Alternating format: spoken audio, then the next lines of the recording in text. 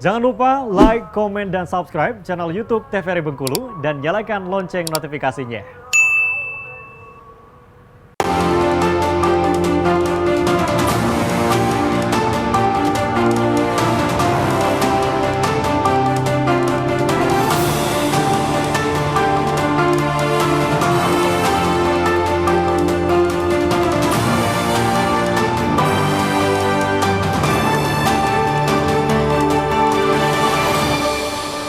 Baik pemirsa, kembali di Berendo TVRI Bengkulu. Untuk relasi dan budaya TVRI Bengkulu kali ini kita masih akan berbincang dengan narasumber kita dengan tema teater pelajar dan juga remaja Bengkulu dengan Bang Denny Kurniawan dan juga Bang Rizky Muhammad selaku seniman, ya kan. Nah, kita kembali ke Bang Rizky dulu nih untuk selaku seniman. Kita tahu bahwa kalau seniman ini dan juga udah lama nggak sih berkecimpung di dunia teater? Udah berapa lama, Bang?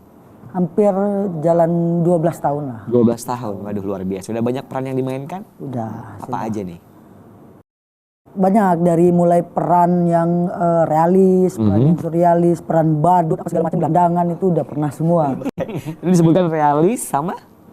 Surrealis. Nah, itu apa? Kalau realis itu teater yang mengangkat cerita kehidupan sehari-hari lah, yang ya seperti di rumah, kenyataan gitu. Ya adegan-adegan rumahan lah gitu, adegan-adegan rumahan. Kalau surrealis yang adegannya tuh yang seperti adegan di dalam mimpi gitu.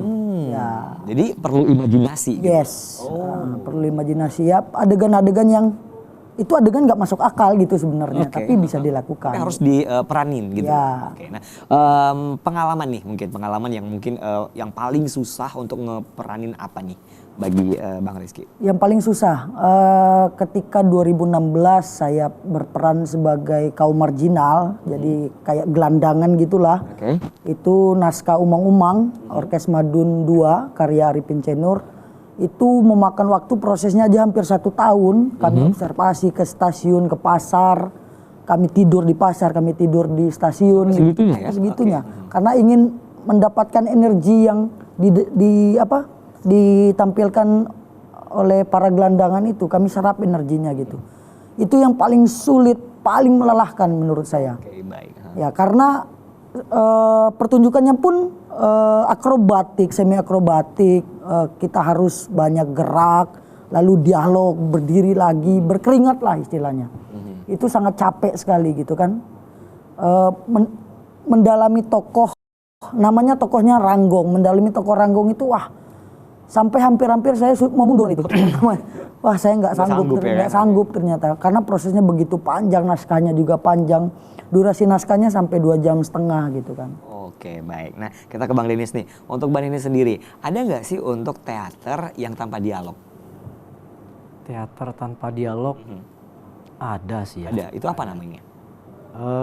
Pantomim. Pantomim ya termasuk teater tanpa dialog ya. Teater tubuh juga. Ya.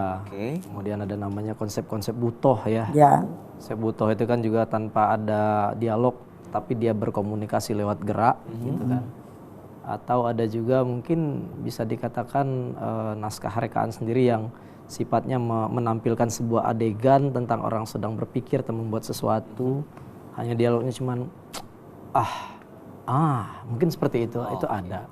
Dan itu pernah saya buat untuk pementasan dari siapa ya, yang saya ingat pemainnya Alek dari SMA 6 waktu itu, untuk sebuah pementasan itu Aku Ini Binatang Jalang naskahnya itu. Judulnya ya? Ya, jadi dia bertingkah seperti orang yang sedang menulis, mencari ide. Saja durasinya sampai dengan 1/2 jam lebih. Dia tidak ada dialog, cuma berpikir, ngerokok, gitu kan. Dengan mesin tik, gitu.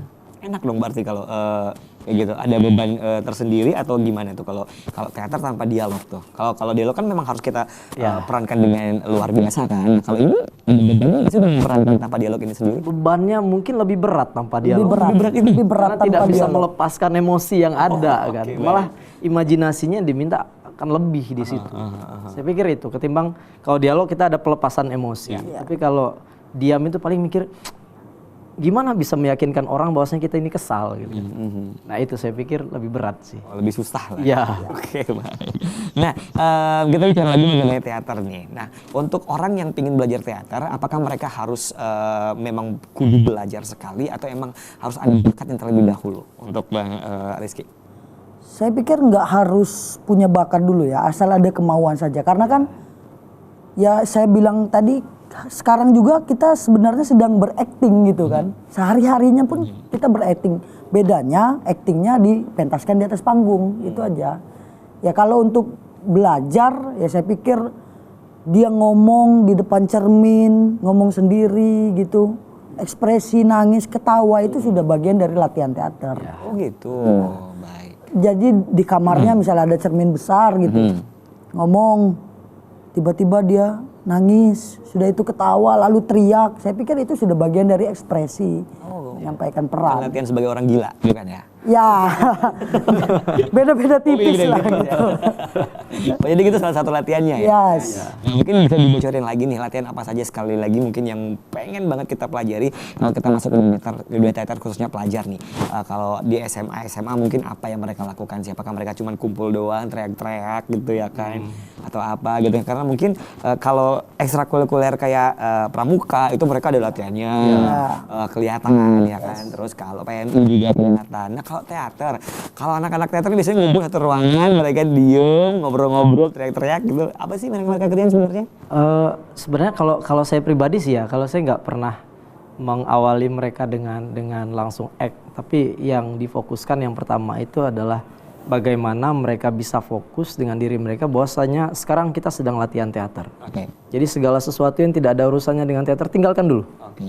Ya kita konsentrasi di situ ada seperti kata Rizky tadi ada olah rasa, kemudian olah vokal, ada olah tubuh. Dan juga saya meyakini secara teorinya teater itu harus punya tubuh yang kuat. Jadi baik dari suaranya, vokalnya juga harus bagus ya. Pita suaranya juga harus kuat, harus bisa teriak dengan sekian lama, mungkin seperti itu. Kemudian juga tubuhnya itu siap untuk dibuat seperti apapun. Mungkin ketika jatuh itu bagaimana sih adegan jatuh tidak sakit gitu. Ataupun mungkin bagaimana sih jalan mengendap-ngendap itu biar kelihatannya natural gitu kan. Atau ada juga yang namanya latihan pernapasan. Banyak ya Ki ya? Yes. Cukup banyak yang terutama untuk anak-anak pelajar ya. Nambahkan sedikit, mungkin ketika sudah melakukan basic dasar itu mereka langsung diberi teks gitu kan. Artinya mereka belajar untuk membaca teks gitu. Saya pernah melakukan itu. Saya kan mengajar juga di SMK Negeri 7 Kota Bengkulu kan. Eskulnya saya pegang juga. Kebetulan sedang saya aktifkan lagi gitu untuk teaternya gitu kan.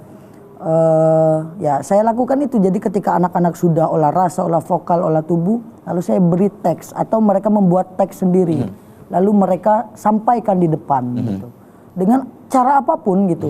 Tergantung dengan makna teks yang mereka tulis. Oke, baik. Nanti ditambahkan lagi tentunya apa saja yang akan dipelajari untuk di dunia teater. Kita akan jadikan terlebih dahulu pemirsa, tetap bersama kami di Berindo TVRI Bengkulu.